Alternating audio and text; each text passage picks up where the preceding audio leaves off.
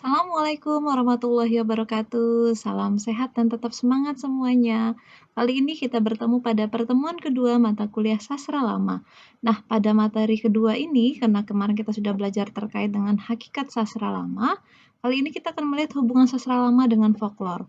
Hubungan dua cabang keilmuan yang sangat dekat dan sangat erat, bahkan kita sudah sering mengatakan ya folklore ya di situ ada sastra lama juga, tapi sebenarnya tidak sama.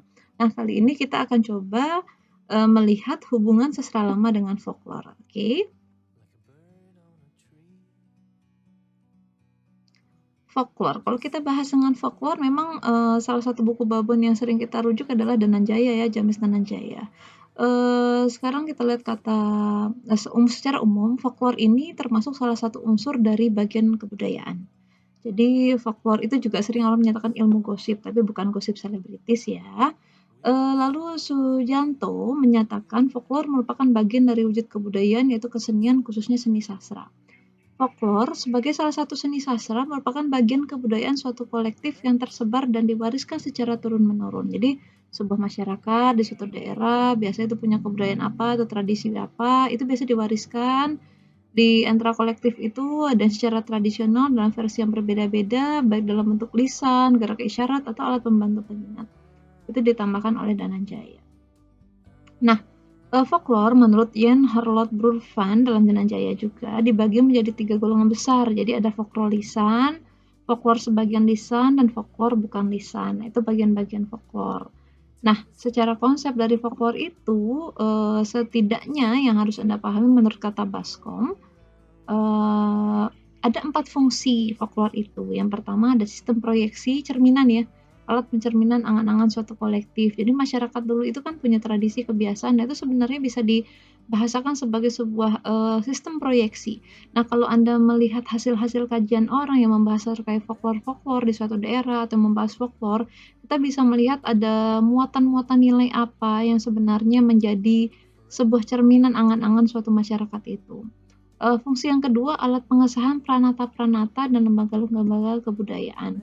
Biasanya dengan adanya folklore itu menjadi sebuah alat sebagai pengesahan tadi fungsinya untuk memperkukuh tadi sebuah tradisi tadi, dan dia juga sebagai alat pendidikan.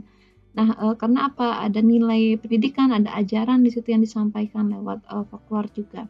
Yang keempat, alat pemaksa dan pengawas agar norma-norma masyarakat akan selalu dipatuhi oleh anggota kolektif. Jadi karena sifatnya menjadi sebuah turunan yang perlu diwarisi, maka fungsinya juga bisa menjadi sebuah otoritas di sini. Jadi dia memiliki kekuatan sebagai pemaksa, pengawas gitu. Nah,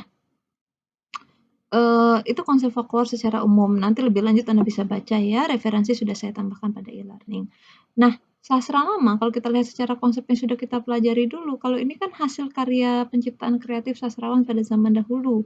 Meskipun itu dalam bentuk ujaran lisan, tertulis, menggunakan bahasa daerah, dan sebagainya. Nah, karya sastra lama ini ada kisah sejarah, kerajaan, cerita rakyat, undang-undang, keagamaan, kepercayaan. Nah, ini tersebar luas di wilayah Indonesia, tercipta pada sebelum adanya pergerakan nasional ataupun pengaruh kebudayaan barat. Batasnya di sana. Jadi, kalau sudah ada pergerakan nasional, sudah masuk dalam kelompok perkembangan sastra modern. Jadi, sastra lama sebelum itu. Nah, mungkin saja tidak disadari itu sebagai sastrawan dulunya atau sebagainya, bahkan sastra lama juga cenderung anonim karena dianggap karya milik bersama, seperti itu. Tapi prinsipnya sebuah sastra lama adalah hasil penciptaan kreatif, seperti teks-teks syair yang ditulis atau ujaran apa yang disampaikan dalam bentuk undang-undang dan sebagainya dulu, cerita-cerita yang sengaja disampaikan. Nah, itu adalah konsep dari sastra lama. Nah, kalau begitu, dari dua hal tadi kita bahas folklore, kita bahas sastra lama, kira-kira hubungan dua hal ini apa sebenarnya? Nah, setidaknya bisa kelompok kita jelaskan dalam 3 hal ini. Pertama, folklore menjadikan sastra lama sebagai produk kebudayaan yang juga menjadi penciri kolektif suatu masyarakat. Nah, kira-kira bisa kita kelompokkan seperti ini. Karena di dalam folklore itu ada sastra lama tadi, seperti ada yang dongeng tadi ya.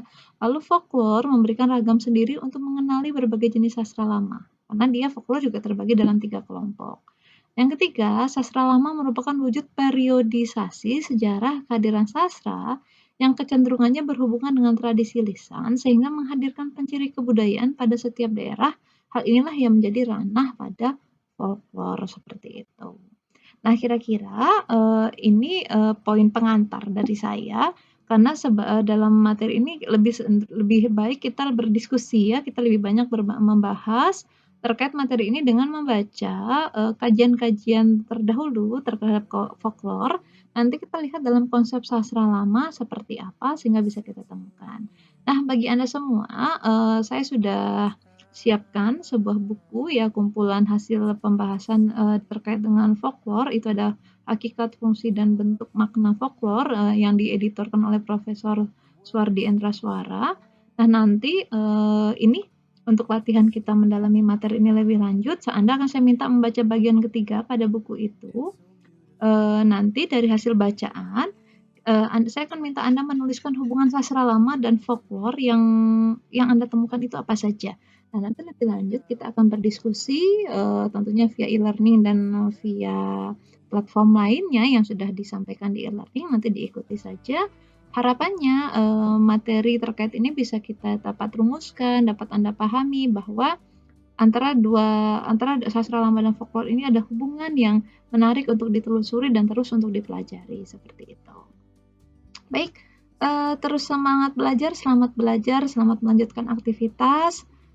Belajar sastra lama mudah-mudahan menjadi suatu hal yang menyenangkan. Jadi kita tidak anti lagi seperti orang-orang dulu yang belajar yang kuno itu tidak mengasyikkan. Jadi sangat salah sekali ya, karena belajar yang kuno bisa menemukan hal-hal yang ternyata luar biasa dan sangat relevan untuk saat sekarang.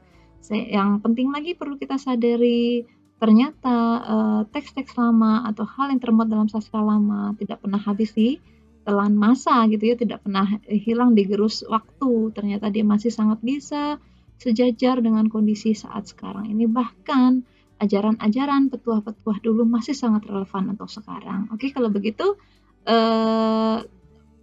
mulai sekarang kita coba mengubah konsep, jangan anti dengan yang kuno-kuno, karena belajar yang kuno pun ada banyak hal bermanfaat buat kita untuk generasi sekarang. Karena kalau kita kehilangan identitas, kita nggak siap menerima hal yang baru. Maka kalau kita kuat dengan identitas kita kuat dengan kebudayaan kita pun siap menerima yang baru dengan tidak tergerus dengan hal-hal yang negatif dari perkembangan yang terjadi.